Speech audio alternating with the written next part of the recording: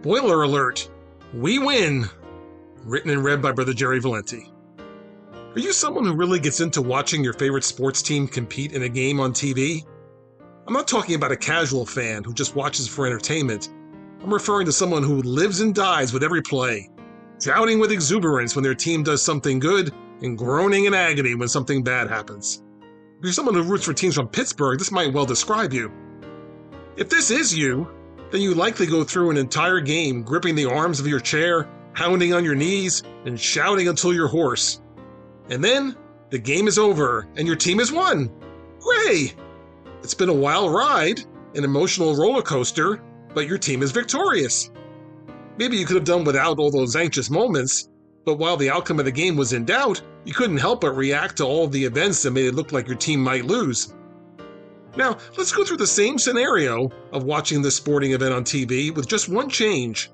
The game was actually played yesterday, and you're watching a video recording of the event. Now, as you watch the game, if your team falls behind early in the game, are you worried? No, because you know your team is victorious in the end. If the player on your team makes a lousy play, do you yell at the TV? No, because you know your team has already won the game. You can actually just appreciate your team's good plays and not be upset at the setbacks if you know they'll be celebrating a victory at the end of the game. As Jesus wraps up his talk with his apostles on the night before his crucifixion, he tries to bring across a similar concept to them. He has told them that they will face opposition. He has told them that people will hate them for his sake. He has painted a picture of a painful experience. But he then compares what they will experience to a woman in childbirth. She goes through lots of pain in the process, but in the end, she has joy when she holds her new baby in her arms. Jesus is telling them, and us, to not be discouraged by whatever negative events may occur in life, or rather to keep in mind that in the end, there is joy and victory over the opposition. He says it like this: "These things I have spoken unto you, that in me ye might have peace. In the world ye shall have tribulation, but be of good cheer. I have overcome the world." John 16:33. This is very applicable to us today. Notice that Jesus doesn't say that his followers will have an easy life, or that we might just run into a little problem here or there. He says that bad things will happen.